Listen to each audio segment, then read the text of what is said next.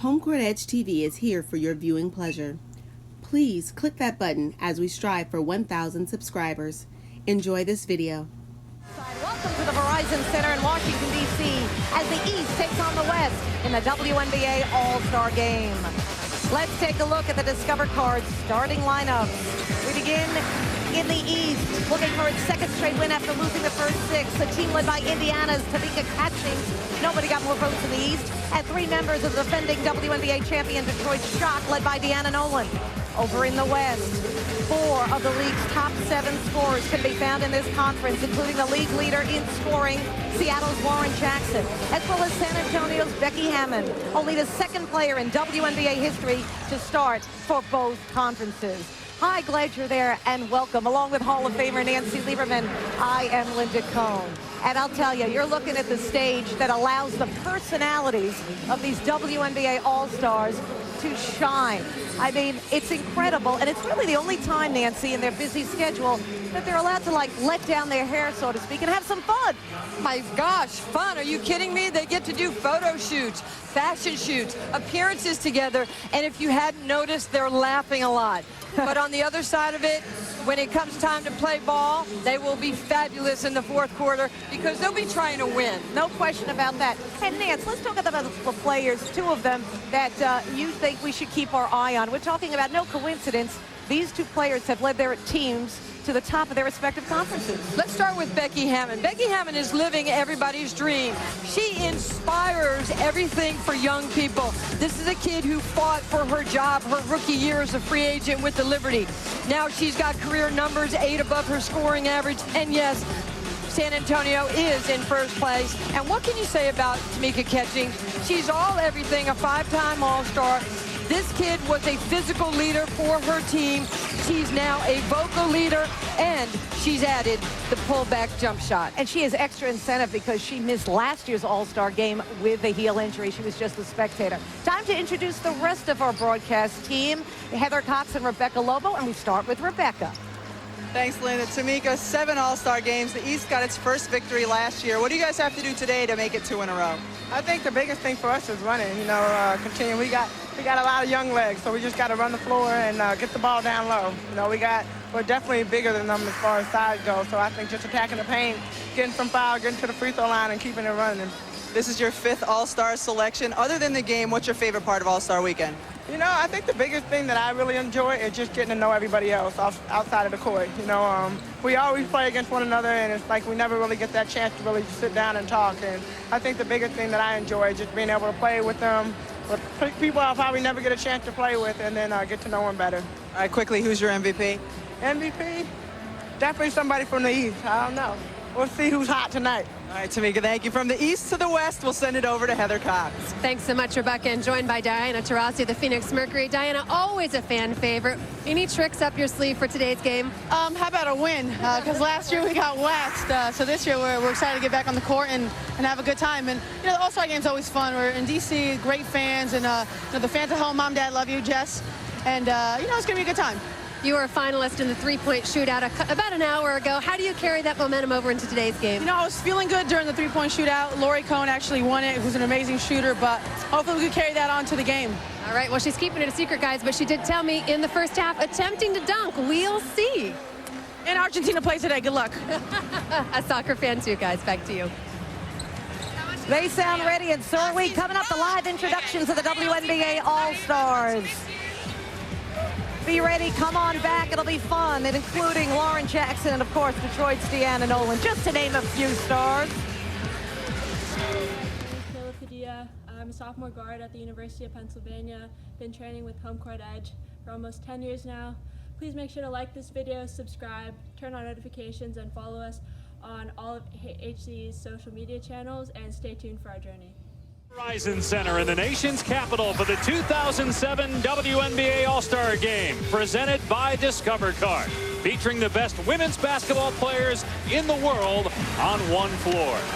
Hi, everyone. Alongside Doris Burke, I'm Dave Pash. Doris has always some great stories in the WNBA this season, but maybe the best story is San Antonio's Becky Hammon. In 8 years, she has transformed herself from bench-warming, undrafted rookie to a legitimate MVP candidate. More importantly, she has her San Antonio Silver Stars atop the brutal Western Conference. She will be wired for sound today. More on that coming up. But first of all, let's check in with public address announcer Kevin Heilbronner. Kevin. Ladies and gentlemen, please welcome from the Washington Mystics, Elena Beard and Delisha Milton-Jones. How you doing out there? What's up, DC? Can we hear you? We just want to come out here and just say to everyone that's in this building, thank you. Thank you for all your love and your support. We really appreciate it. And I want to see everybody that's here today here on Wednesday. We have a game. Thank you.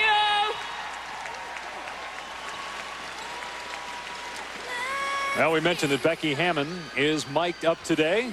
Also wired for sound in the East, Coach Bill Laimbeer making his first appearance as a coach in the All-Star game. Katie Douglas, the MVP from a year ago. Wired for sound, Tamika Catchings. Those are the three on the east side, and Hammon on the west, joined by Diani Taurasi, who promises to attempt to dunk in the first half. That didn't go too well last year when she tried it. We'll see this year. And Jenny Busek also making her first appearance in the All-Star game. She's the first to coach in an All-Star game as a rookie coach, period. New head coach in Sacramento, taking over for John Wisden, who stayed on just to be the GM, and they're having another fine season out in California. What's the over-under that Diana gets 6 inches between her and the floor? You said that, not me. We'll see Taurasi Tuesday night as the WNBA regular season continues with the second half of the campaign of WNBA Tuesday on ESPN2. Phoenix and Seattle, part of a doubleheader, as Yolanda Griffith gets the first basket. Good to see Yo Griffith back in the All-Star game. Her 7th appearance, 4th start. She ties Lisa Leslie for the most All-Star game appearances with 7.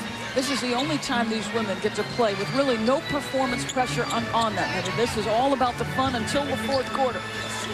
And a DeForge missing. And also these players, as Braxton gets the basket, most of them, if not all of them, play overseas. So unlike most of the other sports in America, these athletes are going year-round. So you're right, this is really the only downtime, so to speak, they have. As Taurasi connects from two-point line. She's 5th in the WNBA in scoring this season. She is a player who a lot of players yesterday when we interviewed them talked about her and Lauren Jackson as the 2 best players in the world. And they get to play together today. Taurasi and Lauren Jackson both named starters voted in by the fans. Here's Jackson, a terrific three-point shooter. She shoots 41% on the season from behind the arc. Right on cue. They were teammates over in Russia. There is a connection between them. Here's Deanna Nolan. Has one of the best looking jump shots in the game. Really rises off the floor. And here is Becky Hammon, now a member of San Antonio's Silver Stars, traded by the New York Liberty during the draft. And a lot of people weren't sure how she would not only respond to that, but respond to a major knee injury last year. But she's had an MVP-type season, 3rd in the league in scoring. You know that commercial where Dwayne Wade gets knocked down 8 times and he gets up 9? That's Becky Hammon. That is a kid who took some shots as a rookie but persevered and became a star.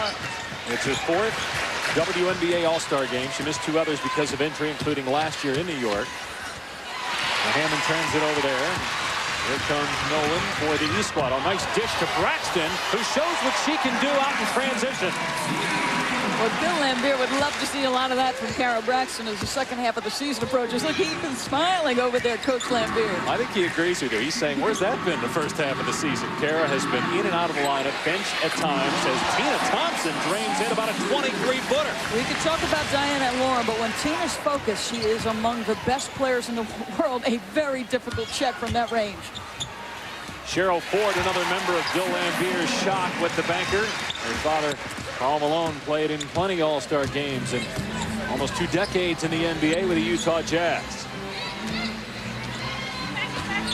West has not missed from the field, 4 out of 4. Taurasi to Jackson, and rebounded by Tamika Catchings. 9 boards per game during the regular season for Catchings, another MVP candidate this year. Griffith with the steal, 2-on-1, maybe a chance for Taurasi to go for the dunk.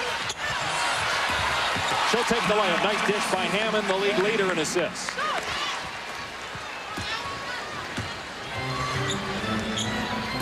Catchings too strong.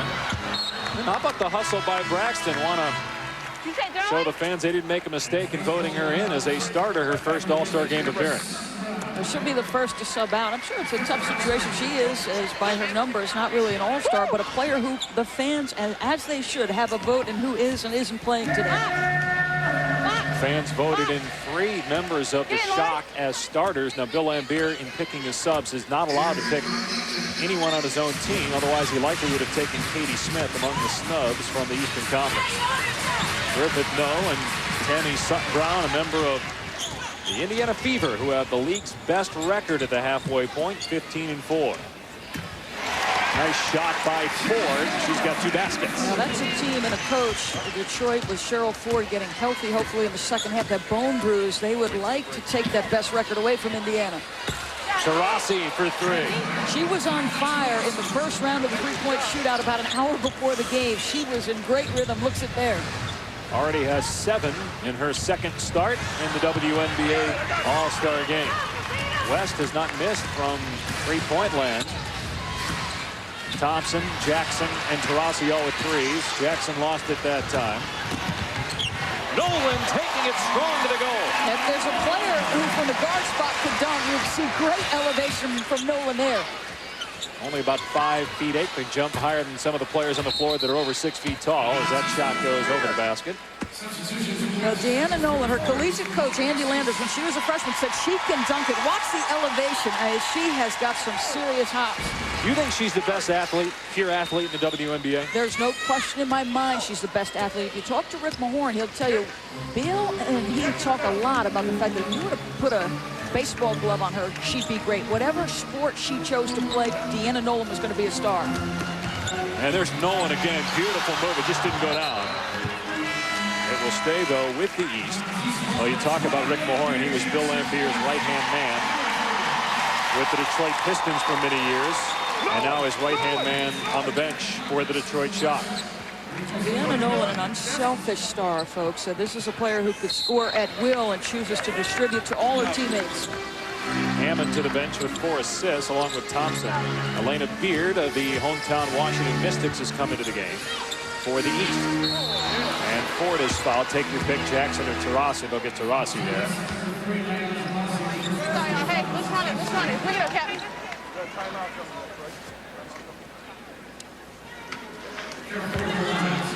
3 players wired for sound. I'm not used to seeing Diani Taurasi this quiet. She's one of them.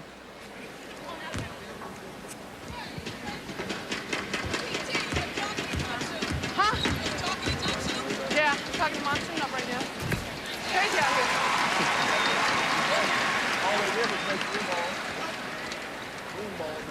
Cheryl Ford hit the first one.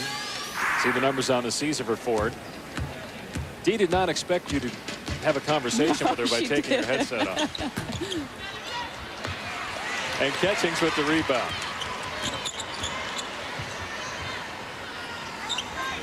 Now there's some talk about Ford perhaps not playing in this game, but she's off to a great start. Bill Laimbeer wanted to be very careful because he doesn't want to lose her for the second half of the season. He'd like to see more of that. That's a bone bruise that she's got on her left knee, which I think could have an impact on their season, clearly, because they are not as good without her. Yeah, keep gunning, Lauren Jackson. Keep gunning. Here's Catchings, beautiful move in lane. Finds Ford, too strong with it. It will stay with the East. Diani Taurasi, not talking, but showing what she can do with the J. She's got 7 already for the West. Got my boy J-Boy, Pops. You already know, just call him Pops. My boy BG, Brian Guadamus. We got my man Craig Williams, all right? The WNBA All-Star Game presented by a Discover card from Washington, D.C. The West leading by 2. The leading vote getter in 2007 is Sue Bird, but because of injury, Bird unable to participate. Diani Taurasi and Tamika Catchings second and third, respectively. With more on the Bird situation, here's Heather. Guys, Guys, Sue had arthroscopic surgery on that left knee July 6th in Connecticut. She spent 5 days there rehabbing, then returned to Seattle where she's enduring 4-hour rehab sessions in an attempt to return for the second half of the season. As you saw, she grabbed a record number of All-Star votes, surpassing the previous record set by Houston's Cheryl Swoops in 2003. Now, former UConn teammate Diani Taurasi called her this morning in Seattle, where she woke her up. Then the entire team called her today on the way to the arena to let her know that she's missed, and her plan is to return to the court next weekend when her team is on the road, either in New York or Connecticut. Incredibly, guys, just 2 weeks post-surgery. That would be amazing. She text messaged Matt Worst from the league office and said she's completely bored. They wish her the best with her rehab and hope to see her back in the uniform very soon. And you know that was on purpose that Taurasi called her that early this morning. She's on West Coast time as well.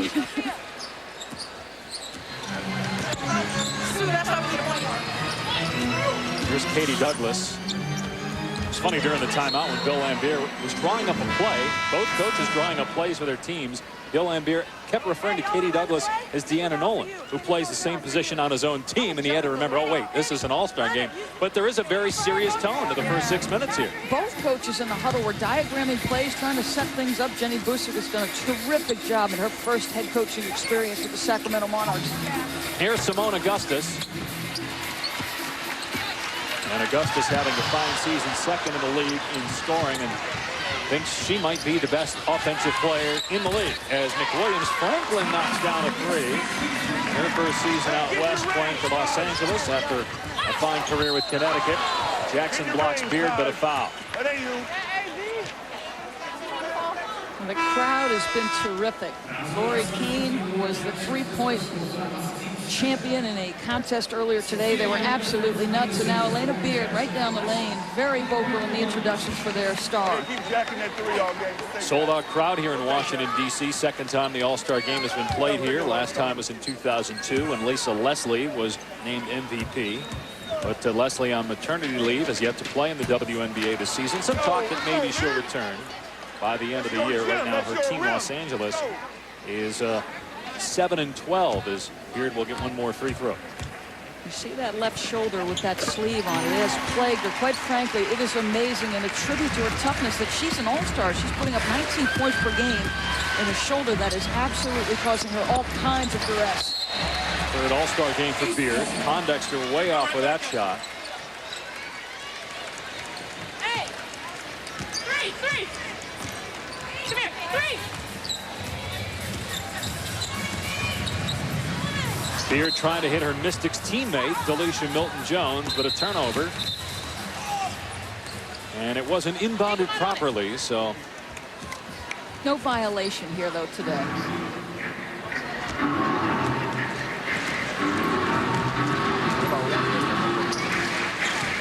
Here's Cappy Pondexter, grew up in Chicago as a huge Michael Jordan fan. That's why she wears number 23. Sophia Young barely unpacking her bags after coming in for the injured Rebecca Brunson, a late replacement. Pondexter not shy here in Washington, D.C. What's that, 7 or 8 field goal attempts in 2 minutes? Yeah, just a special young player, though. How about that? Was a Chicago drive right there. That's the playgrounds of Chicago coming out. Second all-star game for the former Rutgers Scarlet Knight. Here's Beard. Long rebound to McWilliams Franklin. Numbers. Nice play by Beard. How about the defense? Milton-Jones for three. That gets the crowd involved. Mystic teammates. Elena Beard with those go-go gadget arms. She slapped Milton-Jones 5 and didn't even have to move from her spot on the floor. And a foul called as Sutton Brown gets hacked. Make that Augustus fouled by Sutton Brown.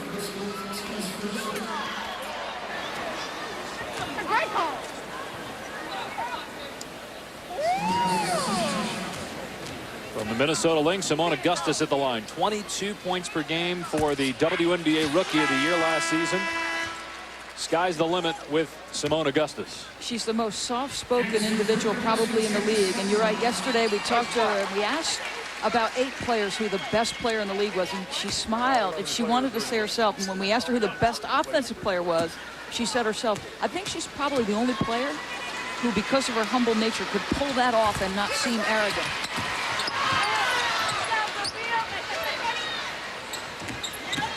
Pondexter down the lane, able to get past Yolanda Beard for the basket. The league is in good hands with Cappy Pondexter. There's really a lot of good young players. 4 rookies last year in the WNBA All-Star game as Asia Jones gets the basket. No rooks this year, but a lot of good youth in this league. Many of players like Asia Jones, who in her 6th season finally playing in her first All-Star game. Really the first time she's been a starter. And coming off the bench for Connecticut the last several years, but with McWilliams-Franklin now in LA, getting a chance to start and earning a berth in the All-Star game, and makes a good defensive play there. Yeah, tribute to Asia Jones's perseverance. She's always had the ability. Elena Beard, beautiful move to the goal. Little slip and slide, good read, good feel by Elena Beard. Pondexter again taking it to the hole. McWilliams-Franklin way off, but after there's Penny Taylor. Can't get the bounce. And then Sophia Young gives Pondexter an opportunity and a play. Wow, she is not shy. 7 points, 3 out of 4. Seems like she's taking more shots than that, but shooting 75%. Elects to give it up to her Phoenix Mercury teammate Penny Taylor. Young blocked by Asia Jones. And Milton Jones cleared. A little floater by Asia Jones. How about that? A good smile on her face. She was not going to shoot as Bill Lambier perplexed. And hoping he doesn't see that in the playoffs if Detroit plays Connecticut. Maybe the best rivalry in the WNBA. Came down to those 2 teams last year in the conference finals. Detroit won and then beat Sacramento in 5 games as Bill Lambier collected his 2nd WNBA championship. 12 seconds to go in the period. Here's Taylor for 3. Penny Taylor smokes it through. 37% of the season for her in her 2nd All-Star game. Steal by Young, won't get a shot off.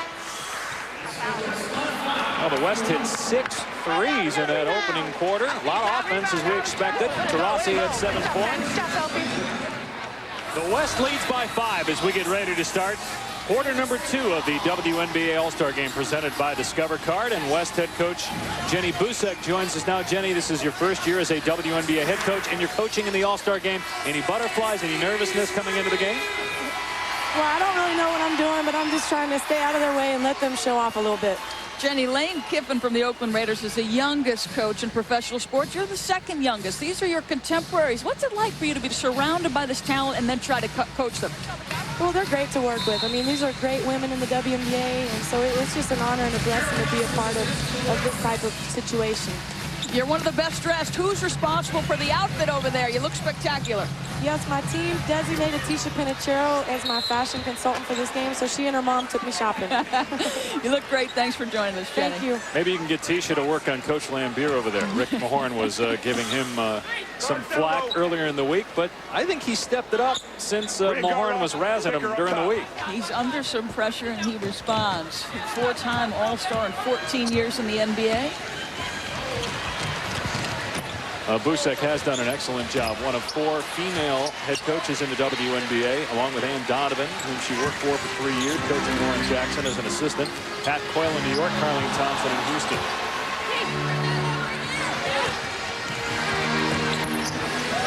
Here's Becky Hammon for 3. And rebounded by 4.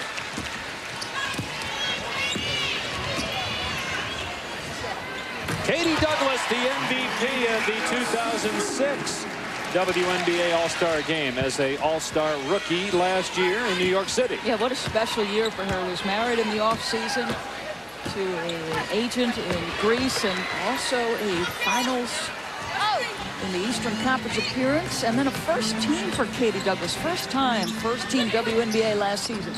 out of Purdue, got hurt in the playoffs as her former teammate McWilliams-Franklin misses. And the fact that she was hurt, we'll never know what Connecticut might have done had she been healthy, as Catchings cannot complete the alley-oop. We talked about Katie Douglas getting married. Carol Lawson, who just made that pass to Taurasi, just got engaged this week. Tina Thompson engaging from three-point land, her second triple. Braxton. Douglas from about 3 feet behind the three-point line. How about that range? He doesn't want to see any of that in the second half. There will be 3 matchups with Connecticut and Detroit in the second half of the season. Nice move by McWilliams-Franklin, counted, and a basket. Well, we mentioned the second half of the WNBA season starts Tuesday with a doubleheader. Minnesota at Connecticut. And Phoenix will take on Seattle. Coverage starts at 7:30. Then NBA TV on Friday. Houston and New York. And then a week from Tuesday, you talked about Detroit and Connecticut. We'll be at Mohegan Sun Arena for that game, followed by Los Angeles and Sacramento. Connecticut really starting to come around as a team.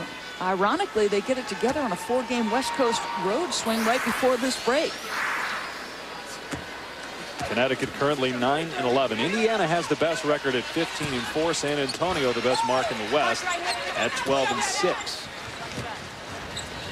DeForge playing in her first All-Star game, almost turned it over. McWilliams-Franklin with a nice play defensively.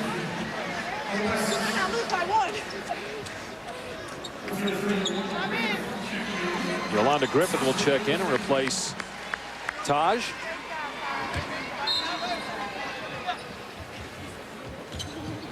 Braxton Catchings from Catchings and can't hit the shot. And Becky Hammon out of there with it. Hammon just the second player to be voted as a starter in both the East and the West. The other, Dawn Staley, who is now retired, but still coaching the Temple Owls, is Diani Taurasi now with 10 points, gets her second 3. She's yet to miss a shot. I'm telling you, she was feeling great in that three-point shooting contest. She lost it in the final round of Lori Kane, but she looked terrific. DeForge, Taurasi's former teammate in Phoenix, but now a member of the Indiana Fever with the missed shot.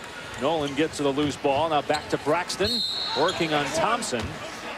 And a foul is called. Now, we were talking earlier about Katie Douglas. She's standing by right now with Rebecca Lobo. Katie, Detroit and Connecticut have one of the best rivalries in the WNBA. What's it like to be teammates with 3 players from Detroit and have them as your coaching staff? It's been a lot of fun to get to know them. Got to know them last year at the All-Star game, and to get to know them again and play with them. I'd rather play with them than play against them, I'll tell you that. Well, the past week, you got 3 wins to get Connecticut back into the 4th playoff spot right now. What do you need to do in the second half of the season to kind of turn things around? We needed to continue to have that sense of urgency, play with a lot of intangibles, play with a lot of passion, and play playoff basketball. Basically, we've dug ourselves a pretty big hole, and we're just trying to dig our ways out of it and get into the playoffs right now. All right, Katie, thank you. Dave? Okay, Rebecca, 6 points so far for Katie Douglas, who is in the top 5 in steals. Again, excellent defensive player. As good as there is in the league. Very worthy of that first team last year. Plays both ends. Taurasi, her first miss. That was 3 quarters down and out. Nolan. And DeForge missing. How about the defense there by Becky Hammon on Deanna Nolan? Deanna Nolan, the most athletic player in the league, and I'm not going to say Becky's the least athletic, but she's not certainly in the top 10 or 15 of most athletic players, but perfect defensive position. No, in fact, when she was a rookie, defensively it was a liability to have her on the floor. She's learned angles. She's worked really hard to improve her foot speed. Thompson again from long range. That's the second time she has nailed that from about 25 feet. She's shooting from the Capitol building. She's so far away. Holy smokes. She's got 9 points, 3 of 3, all from behind the arc. Tina Thompson, who grew up in Los Angeles, went to USC, compares her game to James Worthy. That's interesting. We talked to the players yesterday. Most everyone compared themselves to an NBA player from 10, 15 years ago. Nobody compared themselves to Bill Laimbeer, but they did compare themselves to James Worthy and Michael Jordan, Larry Bird. You didn't hear a lot of the current players other than LeBron James getting mentioned, and Tim Duncan got the most mentions among the current players in the league. Well, history for young people is recent history. They do not go back a long ways. Nolan rising. Unable to knock that down. Braxton really hustling today. And the foul is called. Bill Lambeer's East squad trailing by 10 in the 2007 WNBA All-Star Game from Washington, D.C. Back in a moment.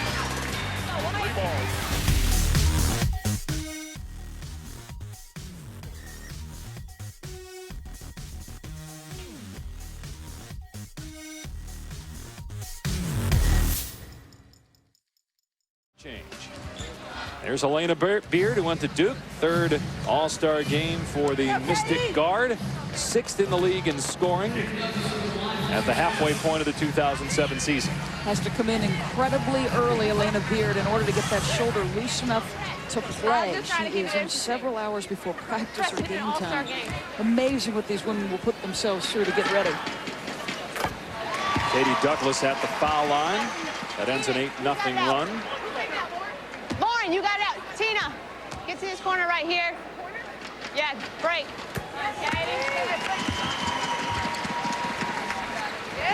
Now, how about this in an All-Star game?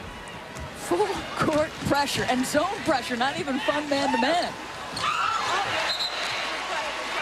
And the West unable to break the pressure.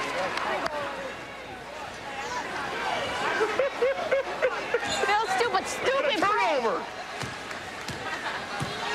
Lambeer and Becky Hammon exchanging some pleasantries there as Lambeer put on the full court press. That's 9 straight misses now for the East, but only down 8.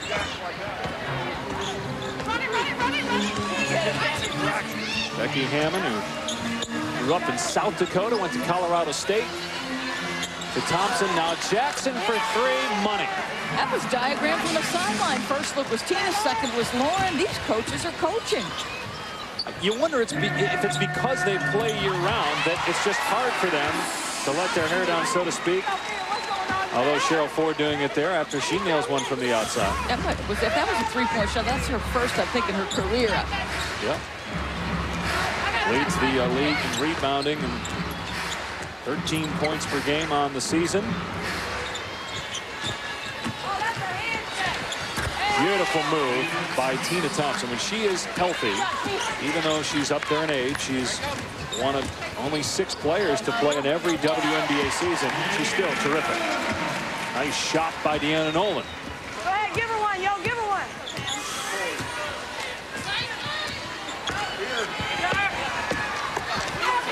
Nobody picks up Becky Hammon, and she gets to the goal and scores easily. She has made a living doing that off the dribble. At 18 points in her only other All-Star game she was able to play in back in 2005. Tamika Catchings knocking it down. What do you want, T? Come right here. That's the first basket for Catchings. Thompson, again, sweet move, and count it. She'll go to the line to try to convert the 3-point play. She's got 13 points, 10 in the quarter. Let's check in now with Heather Cox, who's standing by with Kara Lawson. Kara, everybody's so surprised at the intensity of this All-Star game. What's up with the East putting on a full court press? I don't know what Lambeer is doing over there, but I guess trying to get us rattled. But we're doing a great job. Hit a lot of shots, hit a lot of three-pointers, and we're just trying to let Tina and Lauren and all those guys go to work, and hopefully we can get the win. Very big week for you. First proposed to by your fiancé, Damien, and then earning your first All-Star appearance. What left the most lasting impression? I'll probably say the engagement. Yeah. But I'm excited to be here in my hometown where I grew up, be able to share this with my family and friends, and Damien's here with me as well. So it's definitely a week I'll never forget. And a great week of festivities here in Washington, D.C. Yesterday, Condoleezza Rice, the Secretary of State, spoke with you guys. What did you learn from her? Well, I think you can learn a lot from a woman that has such a drive to pursue excellence in everything that she does. She's an impressive lady, and it was an honor for all of us to get to spend some time with her. And an honor to be here as well. Thanks, Kara. Enjoy the game. Folks, you can use many adjectives to describe Kara Lawson. Intelligent, talented. Giddy would not be one of them, but you can see from that interview that engagement has got her beaming. She is absolutely smiling from ear to ear. Damian Barling proposed at a Kenny Chesney concert, a particular song. He waited, and he said, I had to do a great job on the diamond strictly because I knew it would be on TV eventually. She turned and looked. She said, what's he doing down there? He was on one knee proposing. I'd say we would have a major duel of the sideline reporters here, with Carol Lawson also working for ESPN, along with Rebecca and Heather working today, and my broadcast partner Doris Burke also does some sideline with Dan Shulman and Dick Vitale on college basketball. Elena Beard, nice dish by Douglas. Look at Catchings go on the glass and putting it home. That is a relentless competitor right there. As fun a player as there is to watch in the league, she works so hard. Penny Taylor too strong with a three-point attempt. Catchings is short.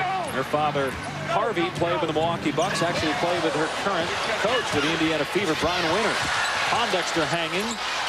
And then ripped away from Augustus by Elena Beard. And blocked by Sophia Young.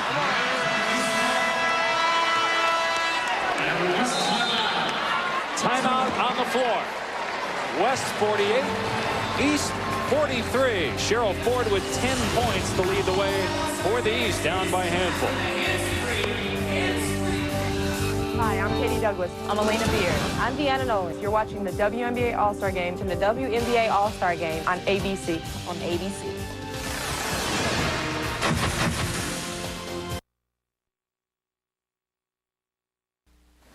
Hi, Linda Cohn, Hall of Famer Nancy Lieberman. We're coming up in the AOL halftime show. But first, Nancy, why the West is winning? They're tremendous. They've had 10 threes this half, 30 points, only 9 in last year's game, Linda. Pretty impressive. Also coming up in the AOL halftime report, a live performance by Maya.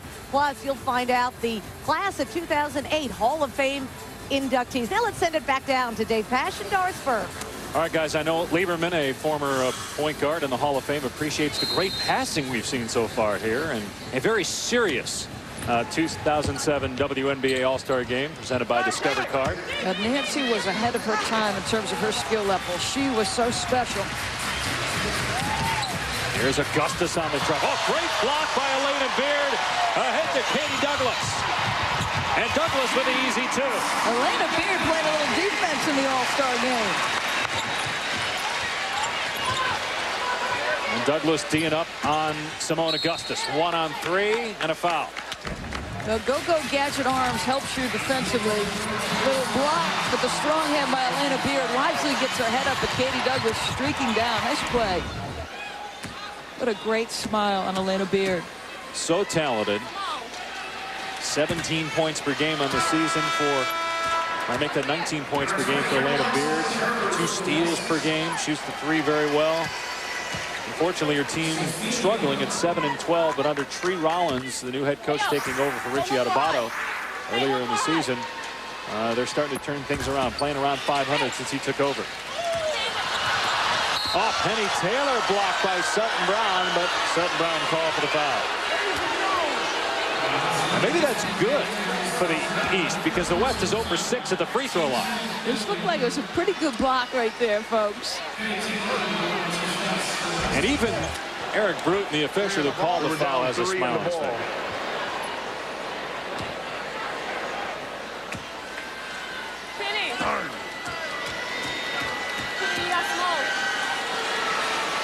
Penny Taylor leads the WNBA in scoring this month. Second All-Star game for the Australian, who has played with Lauren Jackson going back about 12, 13 years ago. Yeah, she said they played together since they were 14 when we asked her. Yeah, same. Yeah, When we asked her who she modeled her game after, she said, well, I admired Michael Jordan, but I was nowhere near as athletic. Who is? Candace Dupree with a rebound. Beard going coast to coast, no. And again, Beard hustling, poking it away from Lauren Jackson, but it will go to the West. Oh, she's a gunner, man. Bill Lambert talking about Elena Beard calling her a gunner, but this is an all-star game. That's what you're supposed to do. Turnover by the West, a little bit sloppy. Let's see if he has a word or two. She's walking by. No, he's got his head down. She may be a gunner, but she makes it.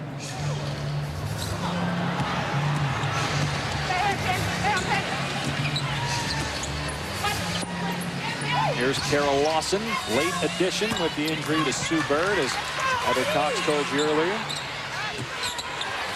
Pondexter looked like she maybe slipped a little bit. Oh, nice put back by Augustus. So smart, and she is silky smooth.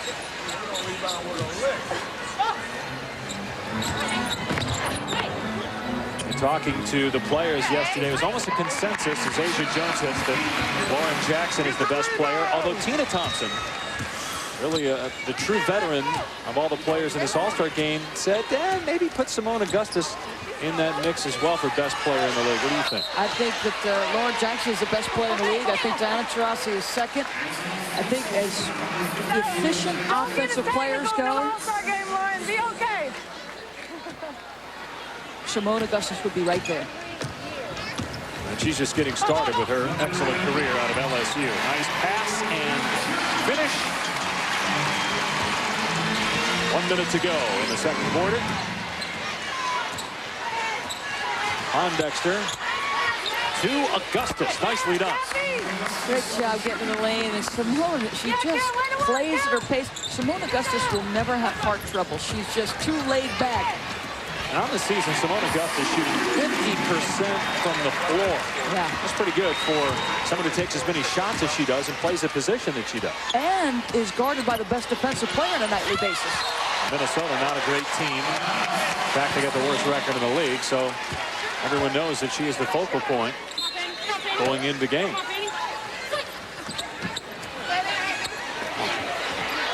Jackson on Beard, total mismatch, but instead, a pass to Augustus for a three. And Delisha Milton-Jones with a rebound. Bill Lambier wanting one shot. Not going to happen in the All-Star game. Dupree showing her range. Comparisons to Tim Duncan. Candace Dupree, a young superstar. That ties the game at 53.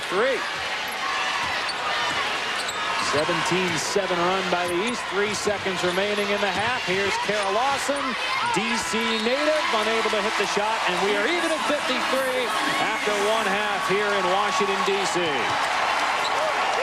Well, if we thought it was serious here in the first half, with things knotted up at 53, the second half should be intriguing. Here's Heather Cox with Tina Thompson. Tina, 13 points in the first half, shooting threes, but you should get 4 points for the long range. How'd you get that range in the first half? Well, I mean, I knew that if I got any closer, I probably wouldn't have gotten it off because they were waiting for me at the three-point line. So I just took a couple steps behind the NBA three. It's my range. Very impressive. We're certainly getting a sense of intensity from the All-Star game that we maybe don't typically get. How much is there a sense of pride in winning this thing?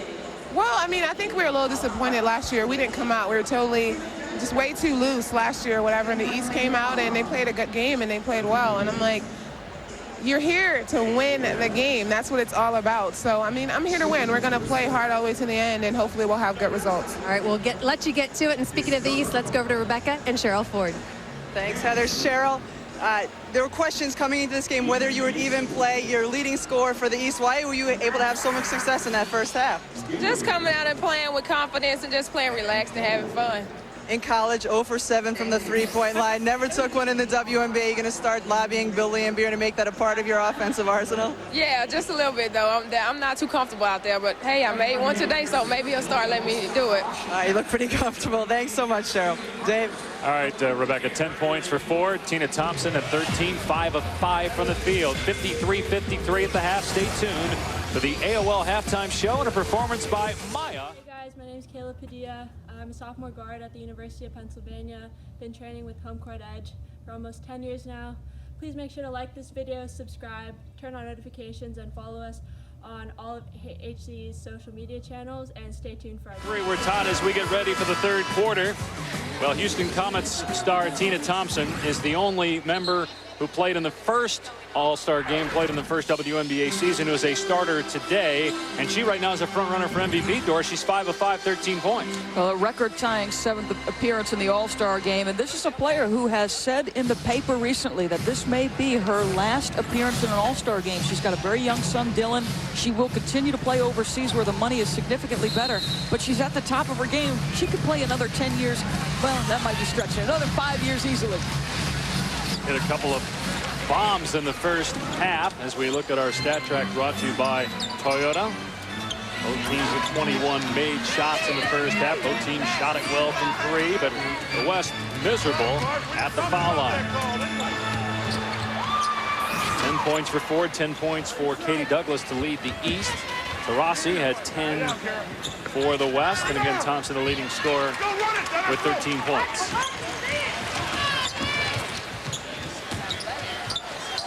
Here's Kara Braxton. Not going to drop that time, and cleared by McWilliams-Franklin.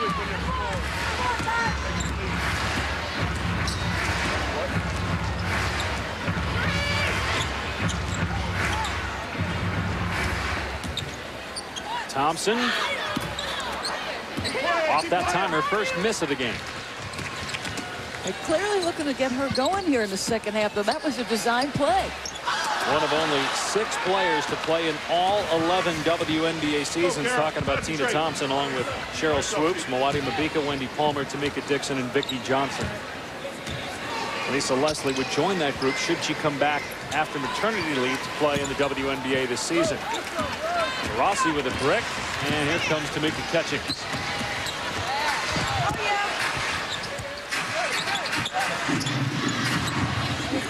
Nolan, nice move on the baseline. And that's the first lead today for the East squad, the host team here in Washington, D.C.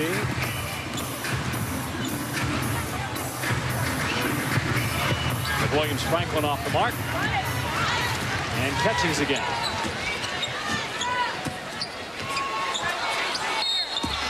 And Catchings fouled. She'll shoot 2. Now, this is a player, folks, if you wanted to teach somebody how to play the game properly, you'd ask them to watch Tamika Catchings. Relentless every time she's on the floor. And not just her offense. She's one of the best defensive players in the game, if not the best. Yeah, 2-time Defensive Player of the Year. And somebody who has overcome some tough things in life, was born and has a hearing deficit, and until she went to the University of Tennessee, never really addressed it, and has since gone on to become a spokesman for that community and has been a light. Tamika Catchings is as good a person as you'll find in this league, as well as good a person, the player. Her father, Harvey, played in the NBA, played in the Milwaukee Bucks, was a teammate of Brian Winters, who's now the head coach of Tamika Catchings' WNBA team, the Indiana Fever, and probably the front runner for Coach of the Year. Indiana with the best record in the league as Lauren Jackson strokes through another 3. Cheryl Ford hit a 3 in the first half. Can it be 2 in a row? No. Cheryl knows that this is the only time she can shoot a 3, and Bill Lambier will not yell at her. She's not going to miss the opportunity to have that chance. Rebecca Lobo said, will you ask Coach Lambier to allow it more often? How about Kara Braxton just flying in there and clobbering Taj McWilliams-Franklin. Thompson, too strong, but gets her own miss. And we'll try again. Now she's gone cold. 3 misses in a row after 5 straight makes in the first half. Nolan spotting up. Not there. Well, after lighting it up in the first half, especially from 3 by the West, 10 for 21, they have cooled off a bit here. Kara, keep working. Becky Hammon, too strong, rebounded by Kara Braxton. How about the job Dan Hughes has done? We're talking about Coach of the Year candidates in San Antonio. Becky Hammon in her first year there after coming over in the trade. They have Sophia Young, but Erin Busher, one of their top players. A knee injury, will not play the rest of the season. Yeah, that's a big miss. Erin is an energy player, fills a lot of roles for that team. But you're right. I mean, Dan Hughes has done a spectacular job. San Antonio has been a perennial cellar dweller, but he has consistently, by adding pieces of the puzzle, gotten them to the top of the West. San Antonio 12-6. They have the best record in the Western Conference. Wow, look at Taj McWilliams-Franklin. 1-on-3. All members of the Detroit Shock. And you know that can't please the head coach of the East, also the coach of the Detroit Shock, Bill Laimbeer. She goes ahead and flexes that muscle afterward, the wily veteran. Braxton, no. Kept alive by Catching. Beautiful shot by Tamika Catchings.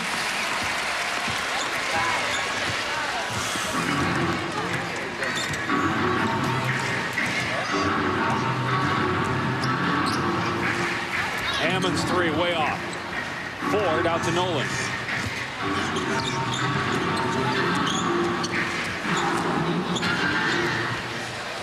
Nolan can't score over Lauren Jackson, but Ford with the offensive rebound. And Catchings again with the jet. So smooth, such a difficult check. And that's Cheryl Ford, just doing what she does. Offensive rebound in the basketball. Last touch by the East squad. Substitutions, Pondexter, Augustus in. Get DeForge, hurry up, hurry up. Well, Taj gets absolutely crushed by Kara Braxton. And down the opposite end, she was surrounded by three bodies. But look at the wily veteran. I don't care how many people I've got around me. Easy deuce. Taj in her first year with Los Angeles. Spent most of her career on the East Coast with the Connecticut Sun and wanted to be closer to her daughter who's attending college out west. Yeah, Taj is a player who has gone through some things as a mom. Bill Laimbeer, head coach of the East, will join us when we return to Washington, D.C. in the 2007 WNBA All-Star Game. Getting every rebound, right? And we're not turning it over. East on three, 1, 2, 3. I get a technical foul in this game if I don't get any calls. Come on, Clark. We just talked about that call, didn't we? Let's go run it down our throats. Keep working, keep working, keep working. Good one. No. And Coach Laimbeer joins us now. We know your competitive nature, Coach. So how much of today is about winning? How much of it is about fun for you? Well, you know, it's a lot of fun leading up to the game, but once the game starts, I'm always one that just wants to win. I hate to lose, so we're giving it our best shot. Bill, you're the defending WNBA champion, yet Indiana has the best record in the league. As the second half is right around the corner, what are you most looking forward to? I think more competitive focus by our ball club, better rebounding than we've shown so far. And I think if we rebound the basketball and run it, we'll be okay. All right, Coach, thank you. Thank you.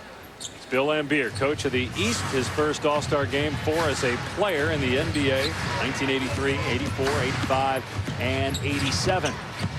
Won 2 championships as a player with the Pistons and 2 as the coach of the Shock. Here comes perhaps his best player, Deanna Nolan. Spins that shot out and rebounded by Taurasi. He's got so many good players. Swin Cash also could have been an All-Star as Katie Smith.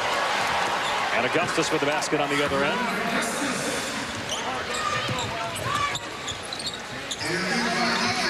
Here's Milton Jones playing for the hometown Washington Mystics. Former member of the LA Sparks, was a key cog in their championship run with Michael Cooper as head coach, who now is back at the helm in Los Angeles, but they're really struggling this year without Lisa Leslie, just 7-12, and no Shamiqua Holtzclaw either decided to retire earlier in the season. Hammon can't get the roll. There's a competitive vibe from both teams. Tina Thompson told Heather Cox before, hey, we want to win. We were embarrassed last year.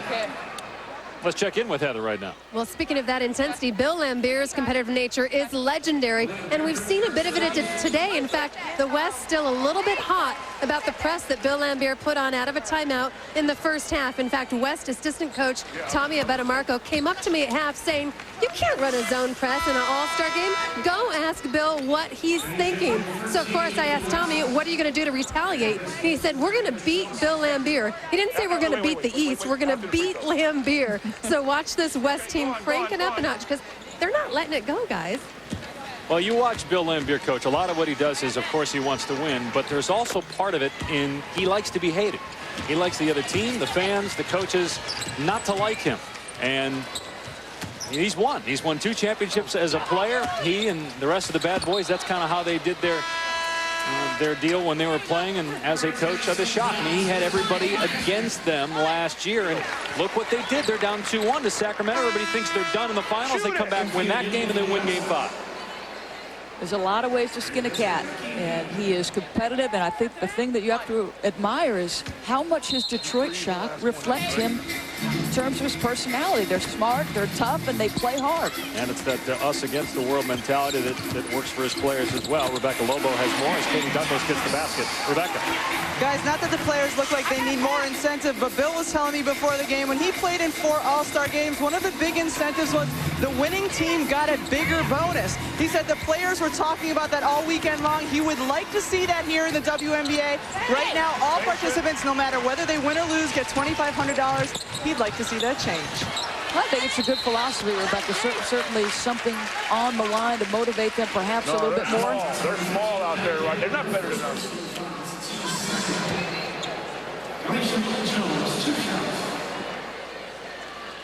Milton Jones fouled by Penny Taylor, so she'll shoot 2. There has been some sentiment, and Mike Thibault, the head coach of the Connecticut Sun, has spoken to this publicly in the papers, talking about, okay, you know, you have Braxton and DeForge get voted on as all-stars by the fans. Perhaps you split the vote. 1/3 peer evaluation. Let the players have an input on who is selected. 1/3 head coaches, and then 1/3 fans. And there's no question you got a player like Lori Moore in New York who's had a great season, and maybe if the other players are voting, she might be here, and maybe somebody else wouldn't. Well, New York is squarely in 3rd place in the East, 10-9. They've done a spectacular job with a lot of new faces. The only team without representation. But I think they split votes. Kraybelt could have been a candidate. Thorne early on could have been a candidate. Cappy Pondexter gets to the loose ball, but stepped out of bounds. Work together. Hey!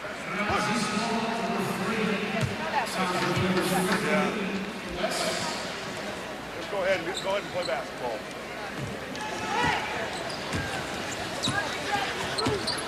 Elena Beard of the Mystics back on her home floor and promptly drills a 3 to make it a 10-point East lead. It's largest, and then Beard with a nice defensive play on the other end. Silky smooth. This worked so hard to get her 3-point shooting attack. This is a player who off the bounce in college was special, but hard work, and look what happened. It's so smooth, so confident. Her and Diani Taurasi, the senior season for each player at Duke and Connecticut, respectively. That was a great year in women's college basketball, watching those two play. Well, it's a little like watching Morrison and Reddick go at it in men's college basketball. Good comparison. Pondexter an open 3. She struggled with that shot this year, shooting under 30%. And a foul is called as Asia Jones gets the rebound. Give me some rebounds. Let's go. We're not leaking out, right? We're not leaking out. We're getting rebounds.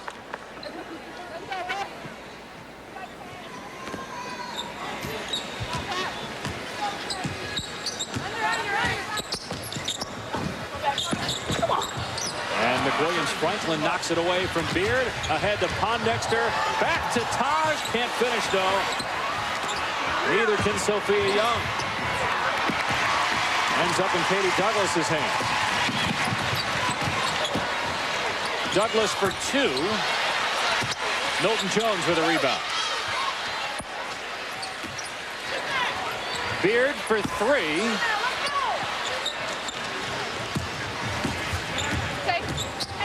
Pondexter with a pull-up. That's a 2. Foot was on the line. She's got a WNBA tattoo. One of many of the new generation who have this league to dream about. Pondexter growing up in Chicago. Attended Rutgers. And in her second season with the Phoenix Mercury, here she is again in transition. This time it's a 3. She shouldn't be able to shoot like that from the Windy City. You're usually off the dribble drive. Looked up to Michael Jordan as a youngster, and that's why she wears 23. Growing up in the Windy City, there's Asia Jones again. Great to see Asia Jones in the All-Star game. Nice to see her getting recognition for how good a player she's been mostly in her career coming off the bench. Oh, as talented a basketball player, just has so many weapons in her arsenal. And she pretty much told us as much yesterday, Doris, and she was just glad that the fans and the coaches and her rival coach, Bill Laimbeer, giving her the recognition and the reward of playing in an All-Star game. Nice move by Milton Jones down the lane.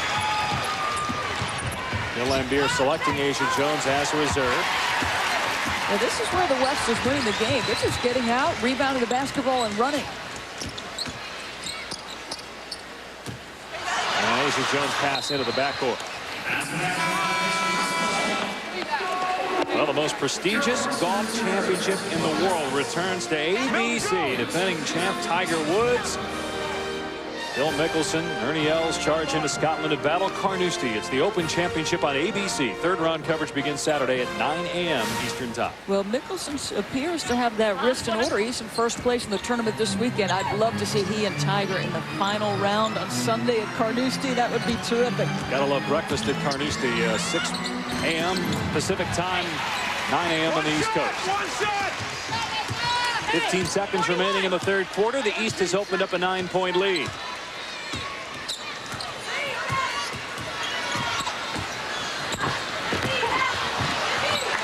3 seconds left. Milton Jones gets it away and hits it as the buzzer sounds.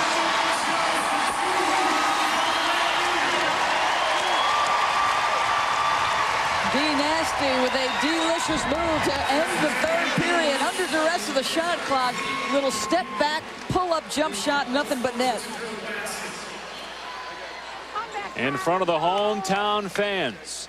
Here in Washington, here's Mystics currently in last in the East. Indiana, not only #1 in the East, but the best record overall in the WNBA. Some key offseason acquisitions. Tammy Sutton-Brown gives them a big body up front to compete with the Detroit Shock.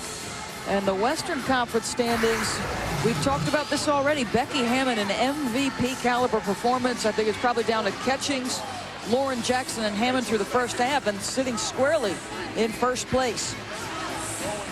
Los Angeles, Houston, and Minnesota on the outside looking in as top 4 teams in each conference make the playoffs. Well, you wonder about Lauren Jackson and how long Sue Bird has to be out. Now, the surgery a few days back, and she was supposed to be out about 2 weeks. How quickly can she reacclimate and get herself comfortable with that knee?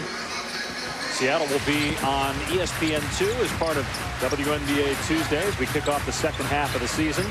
It'll be Connecticut, Minnesota, followed by Seattle at Phoenix. Lawson is off with that shot. Asia Jones the rebound. Out to Elena Beard. Beard with a pull-up. Boy, is she talented. Yeah, she's starting to feel it a little bit. Starting to percolate, Elena Beard, offensively.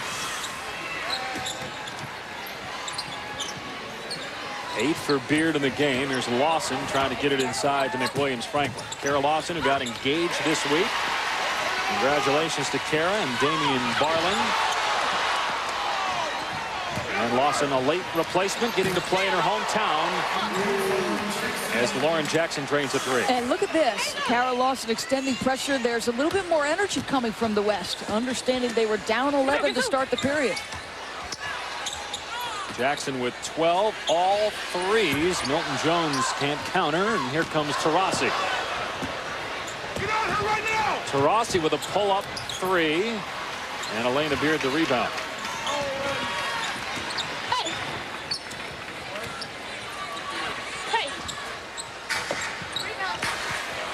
Beard too strong, and an easy rebound for Lauren Jackson. Jenny Busek, her first season not only the Sacramento head coach, but obviously coaching in an all-star game. Nice move, Sophia Young, and she draws a foul. Oh, pretty pass by Diani Taurasi. There may be some question about who's the best player, but the best passer, one of the best, is Diani Taurasi. She is in transition, and you have to respect her ability to score, so she draws the dish. Pretty stuff. Becky Hammon right now leads the WNBA in assists. Sue Bird is second, but for a player who's required to score as much as Diana does, her 4 assists are impressive. 4.5 per game for Taurasi to go along with 19 points per game. There's Becky Hammon, who's currently on the bench right now. And you'd have to think, Doris, Diani Taurasi is sick of losing it. At this rate, Phoenix will make the playoffs, but Taurasi won 3 national championships in college at UConn. Yeah, she puts it on herself. She said, it's about my maturity as a player. I'm not going to get better physically. I'm not going to change my skills. It's about maturity and leadership. There's some talented players around her, including Cappie Pondexter and Penny Taylor, who are playing in this game. Tangela Smith has proven to be a very good acquisition. Yeah, that was a trade for the first overall pick in the draft. Turned out to be Lindsey Harding, who's out for the year with an ACL, but Ann Myers now running the personnel in Phoenix. And congratulations to Ann Myers, who along with Bill Russell and Dean Smith, the only Americans inducted into the first ever FIBA Hall of Fame class. It'll be in Spain. But tell you what, as a basketball player or anybody involved with basketball, if your name stands next to Bill Russell and Dean Smith, you feel pretty good. Here's Dupree with the turnaround on Lauren Jackson. Talk about a young talent that was under the radar coming out of Temple. Well, folks, if anybody watched the NBA Finals, the comparison to Tim Duncan, that was a move you could see him make. That little baby hook over the left shoulder. Wow. Candace has a twin sister, Crystal, who lives in Orlando, doesn't play basketball, actually as a model.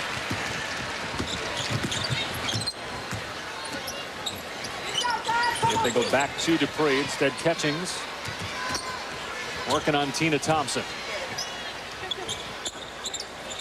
Nolan rising for three. Just pretty. Her jump shot is so pretty. Tweety, they call her, because she's got such hops. He tied the single game record in All-Star game history with 20 points. Tina Thompson, Lisa Leslie also had 20 in one game. Jackson missing. Nolan out of there with it. And Cheryl Ford with the basket, and she's fouled by Taurasi.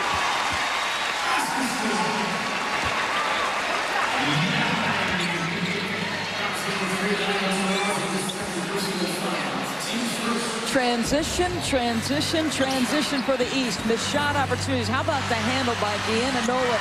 And gets to her teammate, Cheryl Ford. And yeah, she can take a hit. Look at the frame on Cheryl Ford, how strong her shoulders are. When we asked her yesterday who she models her game after in terms of NBA players, and she said, well, most people compare her to her father, Karl Malone, and you can definitely see that comparison play out on the floor. Well, you can see the resemblance in their faces. It's amazing how much she looks like her dad. Taj McWilliams Franklin, and she'll go to the line. Time now to check in with Heather Cox and Becky Hammon. Heather. I'm joined by Becky, and Becky, you went from an undrafted player to really an MVP candidate this year, an All-Star. Fair to say you're living the dream? Oh, absolutely. You know, just trying to make the most of my opportunities and just try to come back better each year, and that's been my focus from day one. And after a rocky offseason in which you were switched from New York to San Antonio, you've really led the San Antonio team to hopefully a playoff berth. How much pressure do you feel to single-handedly get it done? I don't feel any pressure single-handedly. I mean, we're a great team, and I think they proved that when I went down for a few games. They stepped up and went 3-0, and that was an awesome thing to watch. And we're a lot more than a one-dimensional team, and we got a lot of depth, and that's what makes us, I think, a strong playoff team. Becky, we wish you luck in the second half of the season. All right, Heather. Becky, growing up in South Dakota, went to Colorado State, not highly recruited, and nobody, when she went to New York Liberty camp as a rookie, thought she'd make the team. Well, she's absolutely right. As you see her progression, career average is just 11, but in the last 3 or 4 years, her numbers have gone up significantly. Coming off a knee injury, changing teams in her home base in New York City to do what she's done. And with that team overall, it's incredible. Over and back. Jackson couldn't save it, and Hammon will come back in for the West squad. And with more on Becky Hammon, here's her former teammate, Rebecca Lobo. Well, guys, I was in the Liberty training camp that first year when Becky came in, and to be quite honest with you, the veterans were stunned when she made the team. Every day in practice, she was physically getting beaten up by Teresa Weatherspoon and Vicki Johnson. But you have to give a lot of credit to Richie Adebayo and Carol Blazejowski for having the foresight to see that she could be, at some point, a fantastic player in this league now, MVP-type player. Well, she had great veterans. Those two players, Vicki Johnson and Teresa Weatherspoon, consummate professionals during their time, and they're best friends, so there's no ill will. Tina Thompson for three. There's Spoon. 16 points for Tina Thompson, first field goal of the second half. One thing Becky Hammon has always had is that three-point shot. As Taj gets down the floor, McWilliams Franklin with an easy two. Well, I'll beg to differ with you. Say there's two things she's always had. She's had that three-point shot. The other thing is an enormous heart. Yep. I can shoot J's, man. Great work ethic. Deanna Nolan, not there from three-point land. Dupree trying to save it. Well, the other thing Hammond's always had is she's an excellent passer, knows when to take it to the goal and when to make the pass. That time maybe got too deep. Get a good shot. Huh? Come on, Red. Tell the West is really putting a push. They're trying to get back in this basketball game. We heard what Tom Abeta-Marco told Heather and Rebecca earlier. They want to beat not only the East, they want to beat Bill Lambier. 9-point lead, though, for Lambier's East squad midway through the fourth.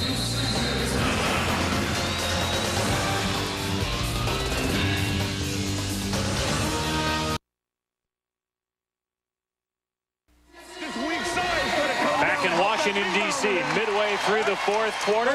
Time now to go inside the game, presented by AOL. I got bigs across the board. We should get every rebound, right? That's the key to the game right now, is getting all the rebounds. There you go, there you go. Yeah, wow, there you go, good rebound. Hey, Douglas, you're a big guard. Give me some rebounds. Let's go. We're not leaking out, right? We're not leaking out. We're getting rebounds. The always entertaining Bill Lambier, his team leading by 9. Time now to check in with Rebecca Lobo, standing by with a special guest. Rebecca. Dave, I'm here with President Donna Orender. Donna, earlier today, the WNBA reached an agreement with ABC and ESPN to televise games until the 2016 season. What's the significance of this agreement? I'll tell you what, tremendous validation for the great partnership ESPN and the WNBA has had for the last 11 years. But I think it's a great vote in the future of women's sports, the WNBA in particular. We have unbelievable talent moving forward, and it's going to mean great television continuing on ESPN for our fans. Now that the TV deal is done, what is the next top priority for the league? We're going to build on our momentum. Our attendance is up this year. Our web traffic is up. The talent is just getting deeper and stronger and better, and we're going to look to expand and continue to build this tremendous momentum of business base that we have. On to that question, what is the idea now of where you might expand in 2008? You know, what we've talked about is there's several markets that have been talking to us. We're down the road in discussions, and we will have to just wait and see in terms of how quickly we can close some of those markets. This is the 8th WNBA All-Star game. All but one have been played on the East Coast. When are you going to send it back to the West Coast? I will tell you, we are under discussion right now, heavily considering going west, so stay tuned and we'll let you know. All right, thanks so much, Donna. Go get west, young Dave. Sounds good. Well, Donna was talking about the deal being extended with ESPN, and the entertainment we get to see with the live mics and players and coaches mic. Many of our broadcasts really make it entertaining for the fans to watch, along with the talent these players bring to the table. Now, ESPN, if you're a women's basketball fan, I don't care the level you're talking about, this is the place to be. Here's Catchings, 13 points, 9 assists, 6 rebounds. Might be the leading candidate for MVP so far in this game, as well as the league. Her team in first place, the Indiana Fever.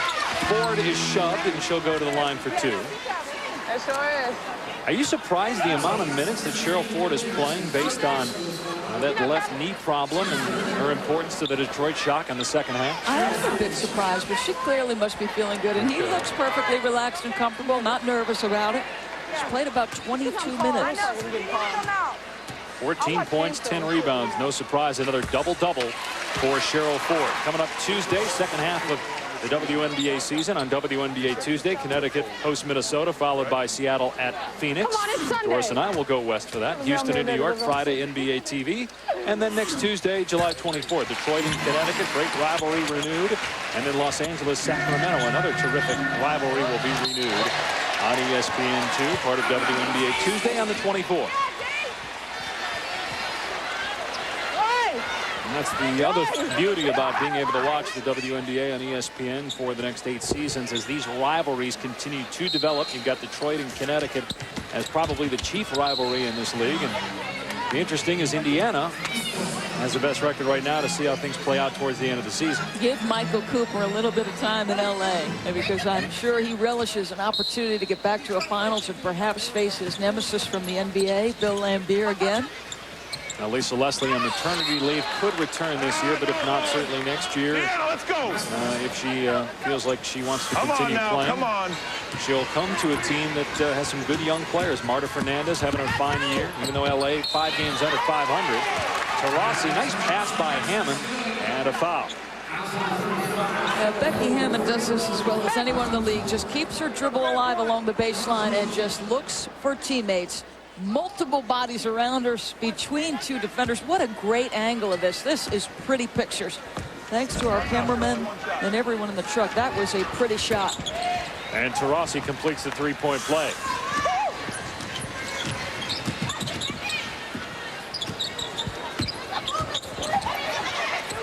Hammon gets tangled up with the always physical Delisha Milton-Jones, and Hammon with a little shove, and Taurasi getting in there and being physical.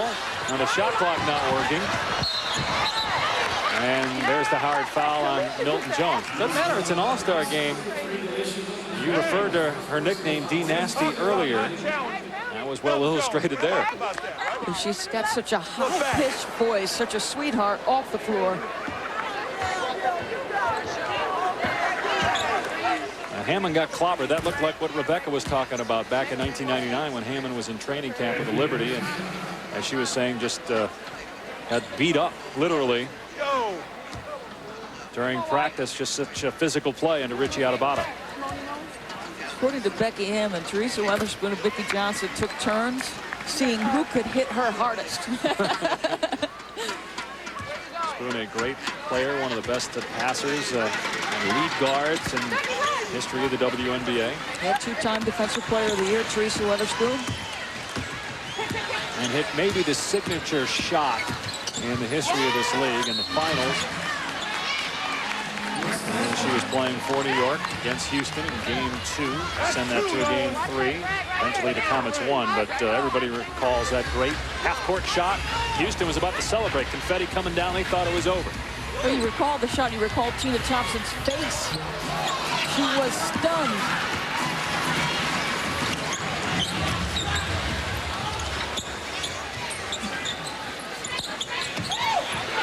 Ford trying to fight through the double team. Finds Katie Douglas. 4-3. As smooth shooter as there is in the WNBA. And she's another candidate to repeat as MVP of this game. She's got 14 points. She's done it very efficiently. Taurasi can't answer on the other end.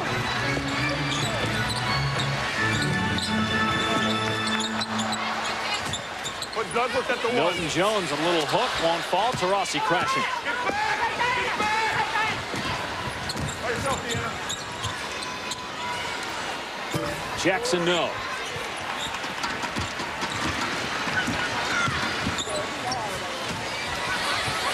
Milton-Jones, a great block by Lauren Jackson, who leads the WNBA in blocks. Augustus behind the legs, great catch, and Jackson with the finish. Great pass and great ability to sustain contact. Really didn't have control of the basketball. Lauren Jackson been playing basketball since she was 4 years old. Both her parents played on the Australian national team. Lauren wears number 15 in honor of her mom, who wore that number when she played for the Aussie national team. Another long-range J by Katie Douglas, and she's got 18 points. 4 of 5 from 3. I'll tell you what, she's creeping up on that MVP award. Those are two big buckets. Wouldn't that be an accomplishment? 2 career All-Star games and 2 MVP awards if it were to happen.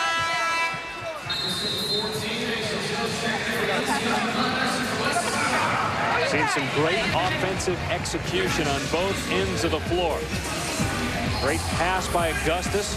Tremendous catch by Jackson and finish. And then Katie Douglas smooth as silk from behind the arc on the other end.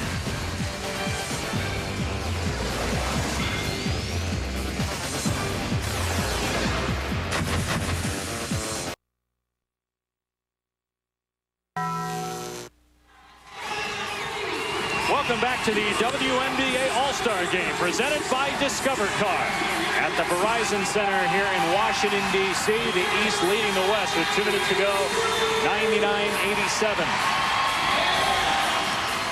Leading scorer for the East is Katie Douglas with 18 points, seeking perhaps her second straight MVP.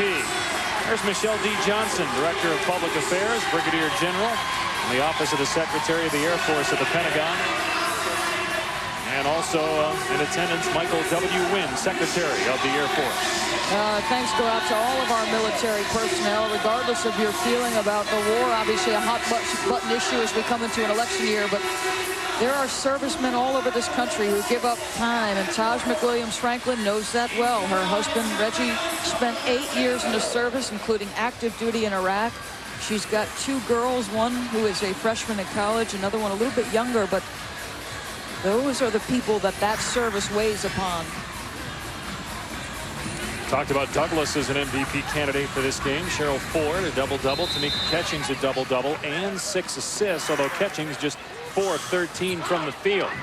Becky Hammon trying to keep the West alive and pulls her team within 9. 9 points for Hammon in the game. Catchings from Ford. Nicely done. Well, a lot of great game. This is a tough vote for MVP.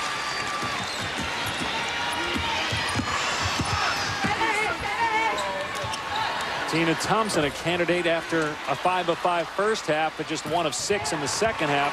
Augustus, what a great mid-range jump shot she had.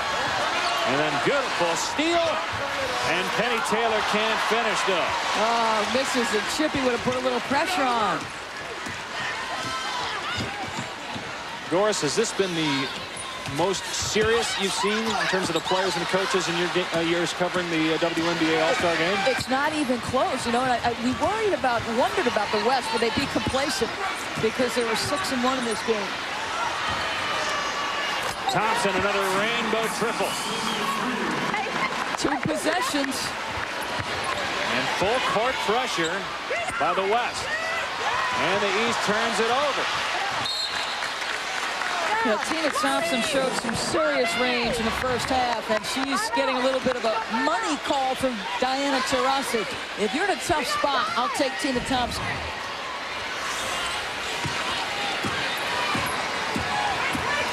Seventh All-Star game for Thompson.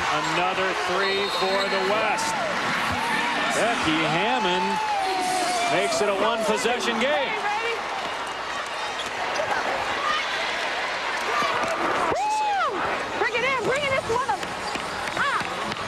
The West with 17 made threes here today. Now, they were under duress. They came out in the fourth quarter down 11. They started to fire shots. They got the lead in the first half by shooting threes, 10 for 21. They went a little bit cold, but guess what? Yes, ma'am, they're enjoying it over there. We talked at the start of the telecast and at halftime about Becky Hammon and what she has meant to the San Antonio Silver Stars. She's the type of player that anybody who watches this game can root for because of what she has overcome. One of the shortest players in the league at her position, and she's become one of the best. Under-recruited coming out of high school, undrafted coming into the WNBA, hung on by a thread, according to Rebecca Lobo in the New York Liberty Camp back in 1999. From that to an MVP candidate and a multiple-time All-Star. That is quite an accomplishment. If it's behind you, you should be on a sprint line. You want her to keep it and be in the post player go get her? Instead of passing it back to the post player, Cheryl. Yeah. No, we still got it. We got to make turnovers happen. So we got to rotate. Hey, win on 3. We got to. Hey, 1, 2, 3, win. Yep, you got to start again. For right now. Tremendous camaraderie, and always in these All-Star games, especially now with a minute to go, and it's a 1-possession game. Check out WNBA.com for wall-to-wall All-Star game coverage, behind-the-scenes access and videos, and an exciting online auction of autographs and memorabilia benefiting the WNBA Cares community partners. It's all at WNBA.com.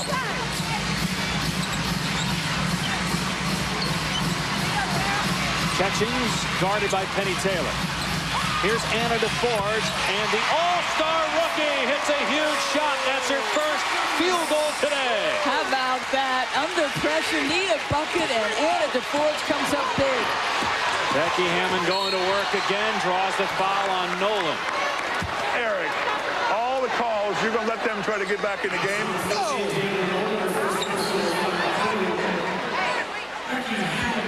How many we got, Jiggy? So Hammon will go to the line, as the West has committed its 5th foul, so now the penalty. In ideal circumstance for the West. Becky Hammon is 4th in the league, 93% free throws. Jenny's stunned. She missed it. I said 15th on the West meant the East. See the numbers for Hammon today. Never misses 2 in a row. 2-possession game, 33 seconds left. And full court pressure by the West. They got to get it up, otherwise they're going to have an 8-second backcourt violation. A steal by Pondexter, 3 from Hammon, no good. Rebound by Thompson.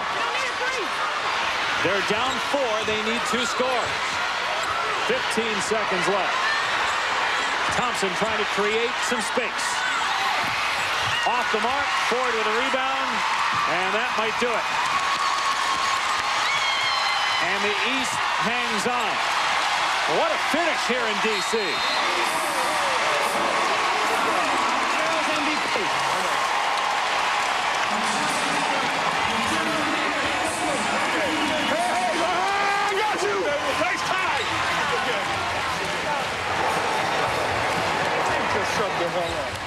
Double-double for Tamika Catchings, 15 points, 11 rebounds. Cheryl Ford, 16 points, 13 rebounds. Katie Douglas, 18 points to lead all East scorers. Who's the MVP? Tough call. There's so many great candidates. As competitive an all-star game as we have seen. The East now with 2 wins, and the tide, maybe the balance of power shifting. The title is in the East. Detroit, the defending champion, and now back-to-back all-star victories. Great energy on the floor and in a sold-out Verizon Center in the stands. We'll tell you who is the MVP. Coming up, 103-99. The East wins it. Bill Laimbeer in his first All-Star game as a head coach told us when we spoke to him during the game that part of this was having fun, but a lot of it was about winning. And he did. And Katie Douglas is a big reason why. Katie, the most competitive all-star game I've ever seen. What was the feeling in the locker room when things were tied up? I think, you know, we definitely knew that the West was going to be coming and gunning for us because of what we put together last year. So this year, you know, they gave us a good show and gave the fans a good show. So we're just happy to get that win today. The West has won 6 games, the East the last 2. Why has the tide turned? I don't know. I think the East finally got tired of losing in the All-Star game, finally started showing some pride. All right, Katie, thank you. Guys, she had to get a lot of MVP votes herself. Dave? I voted for her. I think based on what she did in the second half, she's deserving of winning her second straight MVP award. But we'll find out. Double-double for Catchings, double-double for Ford as well. We'll have that for you when we return to D.C. after this. At the University of Pennsylvania, been training with HomeCourtEdge for almost 10 years now. Please make sure to like this video, subscribe, turn on notifications, and follow us on all of HC's social media channels, and stay tuned for our journey.